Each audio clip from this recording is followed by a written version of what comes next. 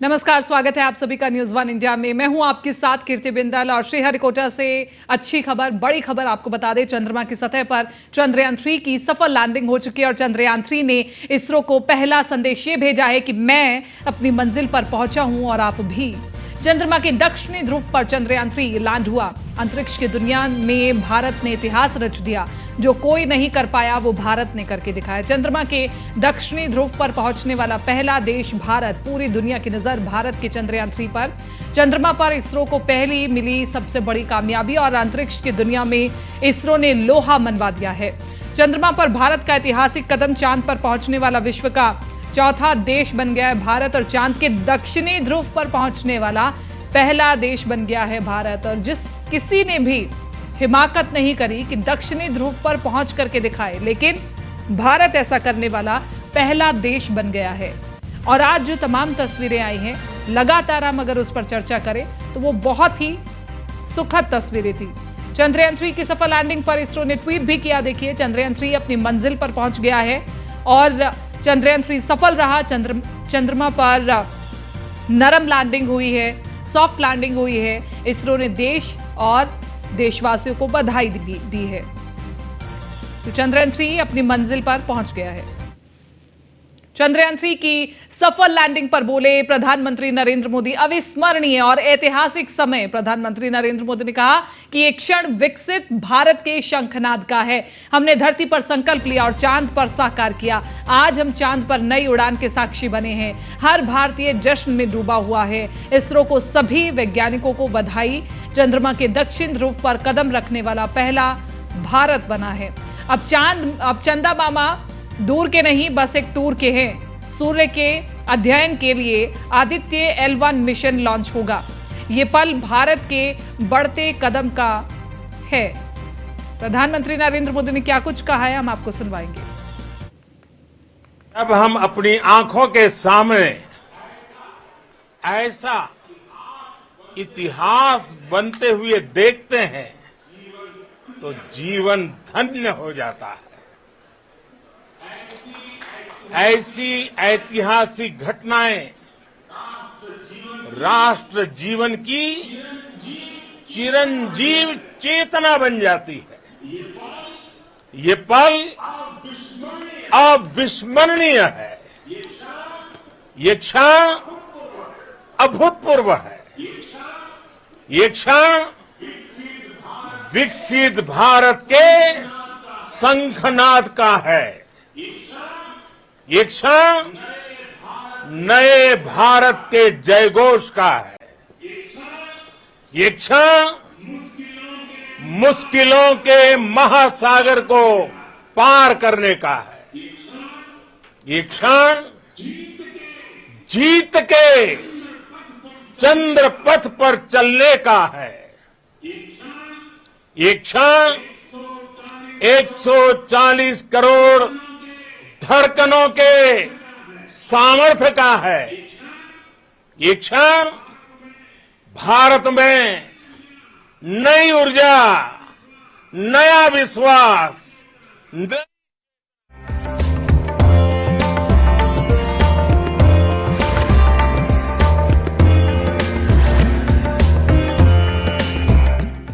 और अब शुरुआत करें उत्तराखंड की तमाम खबरों का। उत्तराखंड में मानसून की बारिश आफत बनी हुई है। मूसलाधार बारिश से चारधाम मार्ग समेत 190 से अधिक सड़कें प्रभावित हुई हैं। भारी मलबा आने से ऋषिकेश गंगोत्री राजमार्ग टिहरी के नरेंद्र नगर के पास बगड़धार में बाधित है। वहीं प्रदेश के ज्यादातर हिस्सों में मूसलाधार बारिश की चेतावनी है, जिसे देखते हुए स्कूल, आंगनबाड़ी केंद्र में अवकाश घोषित किया गया है।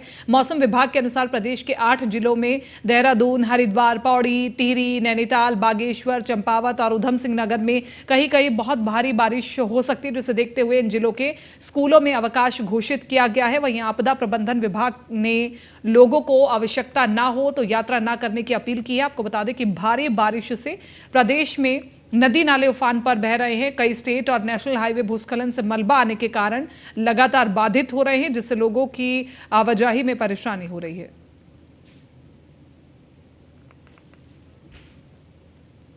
उत्तराखंड के हरिद्वार जिले में भारी बारिश के कारण मां चंडी देवी मंदिर की पहाड़ियों पर बड़ा भूस्खलन हुआ। भूस्खलन दुकान के ठीक नीचे हुआ।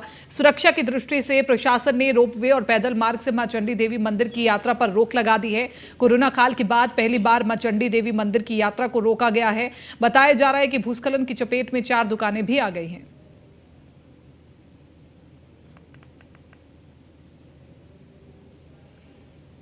चमोली के सोल घाटी में बुधवार सुबह बादल फटने की सूचना के बाद प्राणमती नदी का वेग बढ़ गया। लगातार हो रही मूसलाधार बारिश ने लोगों की चिंता बढ़ा दी है।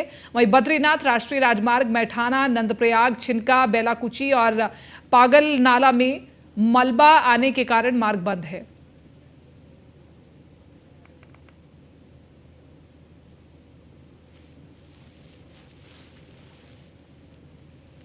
ऋषिकेश से अगली खबर। गंगोत्री राष्ट्रीय राजमार्ग 94 पर मलबा आने से बगड़धार में 3 मीटर सड़क धंस गई है, जिससे मार्ग पर आवाजाही ठप है। सूचना मिलने के बाद सड़क बनाने के लिए दोनों तरफ से 2 मशीनें लगाई गई हैं। वहीं अगर अब सब ठीक रहा तो शाम सड़क बन जाएगी, लेकिन कोहरा, बारिश और बड़े बड़े पत्थर आने के कारण सड़क बनाने का काम बार बार रोकना पड़ रहा है। वहीं हरिद्वार, देहरादून से लेकर के टिहरी और उत्तरकाशी की लाइफलाइन माने जाने वाली इस रोड के बाधित होने से दोनों और वाहनों की लंबी कतारें लगी हुई हैं, जिससे यात्रियों को भारी दिक्कतों का सामना करना पड़ रहा है। साथ ही ट्रकों व अन्य वाहनों के खड़े रहने से दूध, सब्जी और राशन आपूर्ति ठप हो गई है। इसके अलावा स्कूल व कार्यालय में जाने वाले शिक्षक, कर्मचारियों को भी मुसीबतों से दो चार होना पड़ रहा है। उधम सिंह नगर जिले के काशीपुर क्षेत्र के अंतर्गत हिम्मतपुर में बाढ़ से घिरे घरों में फंसे करीब 60 लोगों को एसडीआरएफ की टीम ने रेस्क्यू किया है और रेस्क्यू टीम ने प्रभावित लोगों को सुरक्षित स्थान पर शिफ्ट कर दिया है। वहीं प्रशासन की टीम ने प्रभावितों के आवास पर व्यवस्था प्राथमिक विद्यालय हिम्मतपुर में की है।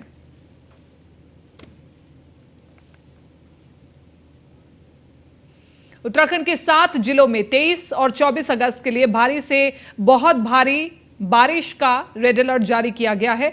मौसम विज्ञान केंद्र देहरादून का कहना है कि प्रदेश में देहरादून, पौड़ी, बागेश्वर, चंपावत, टिहरी, चमोली, उधम सिंह नगर जिले में भारी बारिश हो सकती है। और वहीं मौसम विभाग के अलर्ट को देखते हुए उत्तराखंड के सचिव आपदा प्रबंधन डॉक्टर रंजीत सिन्हा का कहना है कि सभी जगह टीमों को हाई अलर्ट पर रखा गया है। प्रदेश में 42 जगह एसडीआरएफ की तैनाती है और 6 जगह पर एनडीआरएफ की टीम भी तैनात की गई है। का बिल्कुल रिकॉर्ड बनाया जा रहा है, उसका एक एनालिसिस करेंगे कि ये लैंडस्लाइड और भूदसाव के कारण क्या रहे। क्या टो इरोजन है या रोड के किनारे भूदसाव हुआ है या लैंडस्लाइड हुआ है या फिर सुओ मोटो अपने आप ही कई जगह ऐसे हो गए हैं। इस बार तो ये भी देखा हमने कि कई ट्रांसमिशन लाइनें, बड़ी बड़ी जो टावर हैं वो भी डैमेज हुए हैं। उसका भी ये किया जा रहा है कि क्या कारण रहा। इसके अलावा जो भी डैमेजेस हो रहा है उसका रियल टाइम असेसमेंट किया जा रहा है, कितना डैमेज हुआ है। ये टेंटेटिव है, इसका हम एक डिटेल करके संबंधित या तो हम एमएचए को, डिजास्टर मैनेजमेंट को हेल्प के लिए भेजेंगे, क्योंकि हमारी गाइडलाइंस में जो नहीं आ रही है, जो गाइडलाइंस से नहीं उसका खर्च किया जा सकता है, उसके लिए एडिशनल हेल्प के लिए हम भारत सरकार को लिखेंगे। इसके अलावा आपदा विभाग, एमएचए के अलावा भी जो अन्य जैसे पिटकुल का है ऊर्जा विभाग के द्वारा देखा जा रहा है, तो भारत सरकार के ऊर्जा विभाग को भेजा जाएगा वहाँ से हेल्प के लिए। तो ये सारी चीज़ें हम कार्रवाई की जाएगी। देखिए 2 चीज़ें हैं इसमें। एक तो आपका बियरिंग कैपेसिटी है जो सॉइल का स्ट्रेंथ शो करता है और उसका प्लानिंग। दूसरा है कैरिंग कैपेसिटी की जो वहाँ व्यवस्थाएं हैं, जो रिसोर्सेज अवेलेबल हैं, जो वाटर सप्लाई हो या होटल्स हो या बिजली की व्यवस्था हो, उन सब के दृष्टिगत कितने आदमी एक समय में रह सकते हैं वहाँ। तो दोनों अलग अलग चीज़ है। हम बियरिंग कैपेसिटी पे हम काम कर रहे हैं ताकि वहाँ पर कोई भी जो कंस्ट्रक्शन गाइडलाइंस है उसको अकॉर्डिंगली मॉडिफाई किया जाए। अभी जनरली ये है कि जो गाइडलाइंस है, बायलॉज है, वो पहाड़ों में भी वही बायलॉज लागू होते हैं। तो उसको दृष्टिगत रखते हुए हम लोग लाइडार मैपिंग कर रहे हैं पहाड़ के शहरों को और साथ में बियरिंग कैपेसिटी के जियो टेक्निकल। प्रदेश भर में लगातार हो रही भारी बारिश से जनजीवन अस्त व्यस्त हो गया है। कोटद्वार, दुगडा राष्ट्रीय राजमार्ग पर आमसौड़ के पास बादल फटने से मार्ग पर मलबा और बोल्डर आ गए हैं, जिससे आवाजाही पूरी तरह से प्रभावित है। लेकिन जो लोग इस मार्ग पर फंसे हुए हैं वो जान जोखिम में डालकर मलबे से गुजरकर अपने घरों को जाने को मजबूर हो रहे हैं। ऐसे में प्रशासन भी लाचार साबित हो रहा है। जिस तरह के हालात इस समय कोटद्वार दुगडा मार्ग के हैं, इससे यही लगता है कि मार्ग काफी लंबे समय के लिए बाधित रहेगा, जिससे पहाड़ी इलाकों के जनजीवन पर प्रभाव पड़ेगा।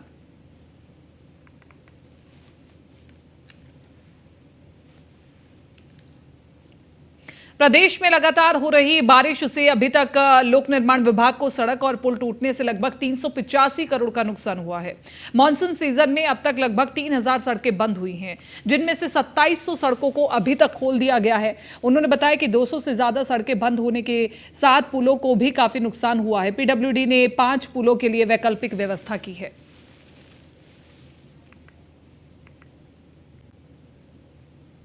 मोटा मोटा जो है हमारे जो वो हैं सड़कें और सेतु सब मिला के लगभग पीडब्ल्यूडी का 385 करोड़ तक का नुकसान हो चुका है कल की डेट तक। और कुल जो है मार्ग जो है हमारे लगभग 3000 के करीब मार्ग जब से रेंज स्टार्ट हुई है तब से अब तक बंद हुए हैं, जिसमें से लगभग 2700 मार्ग जो है हम खोल चुके हैं। और आज की डेट में भी जो है पीडब्ल्यूडी के लगभग 136 मार्ग और पीएमजीएसवाई के जो है करीब 100 के करीब उनके मार्ग, इस तरह से कुल पिछले 3 हफ्तों से लगातार हो रही भारी बारिश के कारण नरेंद्रनगर के वार्ड नंबर 1 कुमारखेड़ा जबरदस्त भूस्खलन की चपेट में आता जा रहा है। कई लोगों के मकान चौक पर दरारें पड़ गई हैं, तो कई लोगों के मकानों की छत टपक रही है। ऐसे में कई परिवारों का दिन का चैन और रात की नींद हराम हो गई है। और तो और ऋषिकेश टिहरी मोटर मार्ग पर भी कुमारखेड़ा के पास दरारें पड़ गई हैं। किणवानी बस्ती के ऊपर बने 5 सितारा होटलों को मलबा और पानी किणवानी बस्ती के घरों में घुस गया है, जिससे वहां रह रहे लोगों की परेशानियां बढ़ गई हैं। बारिश के कारण उत्पन्न हुई समस्याओं का जायजा लेने नगर पालिका परिषद के अध्यक्ष राजेंद्र विक्रम सिंह पवार, तहसीलदार अयोध्या प्रसाद उनियाल, पटवारी पवन कुमार व पुलिस टीम मौके पर पहुंची। सभी ने मौके का मुआयने के साथ पीड़ितों की समस्याएं सुनी।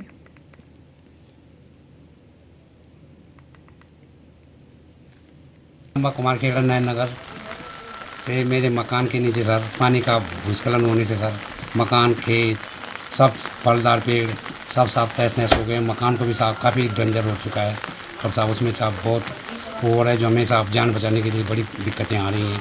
और सब हमारे दोनों ही कमरे जो हैं वो पानी की जान में जा रहे हैं। जिनको सबसे ज़्यादा परिवार सुरक्षित होने की व्यवस्था थी, उसमें पूर्व भी अध्यक्ष जी के द्वारा नगर पालिका में उनको स्थापित कर दिया गया। अन्य लोगों के लिए भी मैंने अभी नगर पालिका अध्यक्ष जी से बात करने के बाद ये कह दिया है कि अन्य लोग जो सुरक्षित स्तर पर जाना चाहते हैं उनके लिए राहत घर में सैद्धांतिक रूप से भी अध्यक्ष जी ने सहमति दे दी है। साथ ही जितने लोगों को हमने यहाँ पर चिन्हित कर रहे हैं उनको हमारे यहाँ से जो भी आर्थिक सहायता है उसको तत्काल वितरित की जाएगी। अन्य जो किरवानी का है हमारा, वहाँ पर भी हम लोगों के द्वारा सर्वे पूर्ण करने के पश्चात उनको तत्काल राहत राशि दी जा रही है। लगातार बारिश हो रही है। आज हमें कुछ शिकायतें मिली हैं कि एक तो जो हमारे कुमारखेड़ा का मुख्य मार्ग है उसमें कुछ क्रैकेज वगैरह आए। तो सबसे पहले हमने और तहसील प्रशासन ने मिलकर उसका एक जॉइंट सर्वे करवाया, जिसमें पीडब्ल्यूडी के लोग भी थे। हमने उन्हें वहाँ पे देखा तो काफ़ी दरारें आ चुकी हैं उसमें मुख्य मार्ग पे। तो हमारे द्वारा मिलके उसको लोक निर्माण विभाग को निर्देशित किया गया कि भाई आप लोग जो नाले बंद पड़े हैं, जो नारदाने बंद पड़े हैं, उनको खोलिए और जो ये दरारें वगैरह हैं उनको तुरंत ढकने का कार्य कीजिए, जिसको जो भी जिस ढंग से उन्हें ढका जा सकता है उनके द्वारा वहाँ पे कार्रवाई भी शुरू की जा चुकी है। और उसके बाद अभी हम यहाँ पे जो हमारा कुमारखेड़ी की बस्ती है जो नीचे वाली, यहाँ पर हम लोग हैं, पूरी हमारे साथ तहसील प्रशासन की टीम भी है, नगर पालिका की टीम भी है। वार्ड नंबर 1 से मेरे मकान के नीचे जो है बहुत ज़्यादा भूदशाव हो गया है, जिससे जो है मेरा मकान खतरे की जद में है। और कुमारखेड़ी में भी काफ़ी जगह जो है दरारें आ चुकी हैं, तो इसका जो है जल्दी से जल्दी मतलब लोकसभा चुनाव 2024 को लेकर के बीजेपी ने अभी से कमर कस ली और इसके लिए अपनी सोशल मीडिया टीम को मजबूत किया जा रहा है। इस कड़ी में बीजेपी प्रदेश मुख्यालय में एक प्रदेश स्तरीय सोशल मीडिया कार्यशाला आयोजित की गई, जिसमें कार्यकर्ताओं और टीम को गुरु मंत्र दिए गए। वहीं बीजेपी प्रदेश अध्यक्ष महेंद्र भट्ट का कहना है कि सोशल मीडिया का ज्यादा से ज्यादा सकारात्मकता प्रयोग पार्टी के विचारों को आगे बढ़ाने में कारगर साबित होगा। बीजेपी प्रदेश अध्यक्ष महेंद्र भट्ट का कहना है कि भ्रामक और नकारात्मक प्रचार प्रसार में विपक्षी पार्टी पीछे नहीं है। आए दिन भ्रामक प्रचार सोशल मीडिया पर किए जा रहे हैं। ऐसे में बीजेपी के सोशल मीडिया वर्कर की जिम्मेदारी बढ़ जाती है। पहला, विपक्ष के भ्रामक प्रचार का तत्काल उचित जवाब देना, और दूसरा, ऐसा करते समय उनकी तरफ से कोई नेगेटिव या गलत तथ्य पब्लिक डोमेन में ना चला जाए। वहीं महेंद्र भट्ट ने कहा कि सोशल मीडिया टीम की आगामी सभी चुनावों में जीत को बड़ा बनाने और जनता को अपने पक्ष में करने में उनकी अहम भूमिका है। इसके लिए पार्टी और सरकार के पक्ष में माहौल को बेहतर करना होगा। साथ ही युवाओं को मतदाता बनने और मतदान की प्रति जागरूक करने में अपनी महत्वपूर्ण भूमिका निभाएं। पार्टी आज के चुनाव प्रबंधन में सोशल मीडिया के महत्व को समझती हैं और हमने अपने प्रदेश स्तर पर अपने सोशल मीडिया के इंचार्ज और सारी टीम बनाई है। अब हमने अपने प्रत्येक लोकसभा स्तर पर, विधानसभा स्तर पर, जिला स्तर पर हमने अपने कार्यकर्ताओं की जिनके सर्वाधिक फॉलोअर्स हैं, ऐसे सभी कार्यकर्ताओं को हमने जोड़ते हुए सोशल मीडिया की पूरी टीम सहयोग बनाई है। भविष्य में चुनाव में इसका बहुत बड़ा महत्व है। केंद्र सरकार की योजनाओं को समाज के हर व्यक्ति तक पहुँचाने में इसका बहुत बड़ा एक रोल रहेगा। इस दृष्टि से उसके प्रशिक्षण के वर्ग शुरू हो रहे हैं। आज प्रदेश स्तरीय वर्ग है, इसके बाद हम जिला। और इसी के साथ साथ आगे बढ़ रहे हैं, बात कर रहे हैं अगली खबर की। अगली खबर आपको बता दें कि जिस तरह से अभी हमने आपको दिखाया कि क्या कुछ कहा है अजय भट्ट ने, और इसी के साथ साथ अगली खबर का हम रुख कर रहे हैं। बीजेपी प्रदेश अध्यक्ष महेंद्र भट्ट ने बागेश्वर उपचुनाव में भारी मतों से जीत का दावा किया है। महेंद्र भट्ट ने कहा कि बागेश्वर उपचुनाव में पार्टी प्रत्याशी ऐतिहासिक मतों से विजयी होंगे। इसके लिए कार्यकर्ताओं ने कमर कस ली है और मुख्यमंत्री पुष्कर धामी, उत्तराखंड प्रभारी दुष्यंत गौतम समेत स्टार प्रचारकों में भी 25 अगस्त से शक्ति केंद्रों तक प्रचार किया जाएगा। भट्ट ने बताया कि जिले के प्रभारी मंत्री सौरभ बहुगुणा काफी दिनों से वहीं डटे हैं। बीजेपी को लगातार वहां जन समर्थन मिल रहा है। दूसरे दलों के नेता व कार्यकर्ता लगातार बीजेपी में शामिल हो रहे हैं। हम मुख्यमंत्री से आग्रह कर रहे हैं कि मुख्यमंत्री जी का भी कार्यक्रम वहाँ निर्धारित होगा, तो आज मुख्यमंत्री दिल्ली से आ गए। उनसे चर्चा के बाद मुख्यमंत्री कार्यक्रम विधिवत रूप से आ जाएगा। इसका हमारे प्रभारी दुष्यंत गौतम जी का कार्यक्रम को मिल गया है, उनको हम लगाने वाला। हमारे सभी पूरी जो स्टाफ प्रचारकों की सूची है उनको हमने शक्ति केंद्र स्तर तक भी जाने का प्रत्येक गांव में संपर्क के कार्यक्रम तय किए हैं। तो 25 तारीख से लेके और 3 तारीख तक हमारे उत्तराखंड कांग्रेस ने भी बागेश्वर उपचुनाव में जीत का दावा किया है। कांग्रेस प्रदेश अध्यक्ष करण माहरा का कहना है कि कांग्रेस बागेश्वर उपचुनाव पार्टी भारी मतों से जीतने जा रही है, क्योंकि जनता महंगाई, बेरोजगारी और अन्य मुद्दों से काफी परेशान है। कांग्रेस अध्यक्ष ने बीजेपी पर आरोप लगाते हुए कहा कि बीजेपी के कार्यकर्ता कांग्रेस के उम्मीदवार के बैनर फाड़ने के साथ कांग्रेस के अन्य नेताओं को जबरन धमकाने का प्रयास कर रहे हैं। बागेश्वर का उपचुनाव जनता के हाथ में चले गया है और जिस तरीके का बदलाव की मांग लोगों से आ रही है वो हमारे लिए उत्साह बढ़ाने वाली है। अस्पतालों की दुर्दशा पे लोग चर्चा कर रहे हैं, महंगाई पे लोग चर्चा कर रहे हैं। एक रसूखदार नेता की बेटी की 13 नंबर लाके डॉक्टर के पद पे नियुक्ति होना और 90 नंबर लाने वाले गरीबों के बच्चे घर बैठे हैं, इस बात पे चर्चा है। अंकिता मर्डर केस में वीआईपी को लेकर वहाँ चर्चा है और महिलाओं का वोट परसेंटेज ज़्यादा है। और महिलाओं में महिला उत्पीड़न के जितने मामले हैं, चाहे वो देहरादून हाथी बरगला में महिला का रेप होना और उसका मर्डर होना है, चाहे वो हरिद्वार का मामला है, चाहे अंकिता मर्डर केस है, चाहे पिंकी मर्डर केस है, चाहे ममता मर्डर केस है, चाहे उत्तरकाशी जनपद में 4 SC/ST की बेटियों का बलात्कार होना और आज तक। पौड़ी जिले की यमकेश्वर विधानसभा से विधायक रेणु बिष्ट की एक पोस्ट सोशल मीडिया पर तेजी से वायरल हो रही है, जिसमें उन्होंने अपने क्षेत्र की जनता से रूबरू होते हुए वीडियो साझा किया है, जिसमें कैप्शन लिखा है कि मैं मानती हूं पिछले 20 से 22 वर्षों में आपके साथ बहुत छल हुआ है, किंतु अभी बस इतना ही कहूंगी कि मुझ पर आपका भी वो विश्वास, स्नेह और आशीर्वाद जो आपने 2022 में दिया है वो व्यर्थ नहीं जाएगा। ये मेरा आपसे वादा है। विधायक के रूप में मेरा ये प्रथम कार्यकाल ही आपके विश्वास में खरा उतरेगा। ऐसे में सवाल उठता है कि विधायक रेणु बिष्ट को अपनी ही पार्टी पर सवाल खड़ा करने की आखिर क्या जरूरत आन पड़ी। वहीं बीजेपी प्रदेश अध्यक्ष ने रेणु बिष्ट से स्पष्टीकरण मांगने की बात कही है।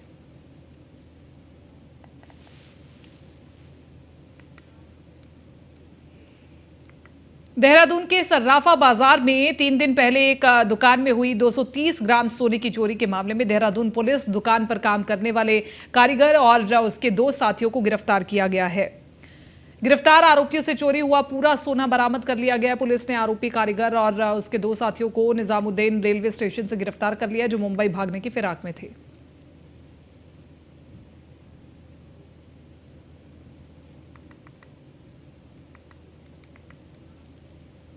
उत्तराखंड सचिवालय संघ ने पर्यावरण संरक्षण के लिहाज से सचिवालय कर्मचारियों के लिए 2 ई-बसों के संचालन की मांग की है। सचिवालय संघ के अध्यक्ष सुनील लखेड़ा और महासचिव राकेश जोशी ने पर्यावरण जलवायु परिवर्तन विभाग के प्रमुख सचिव से यह मांग की है कि संघ के अध्यक्ष के मुताबिक जलवायु परिवर्तन मंत्रालय के क्लीन एयर कार्यक्रम के तहत देहरादून, ऋषिकेश और काशीपुर का चयन किया गया है। फिलहाल इस बुलेटिन में मेरे साथ इतना ही। दीजिए इजाजत, नमस्कार।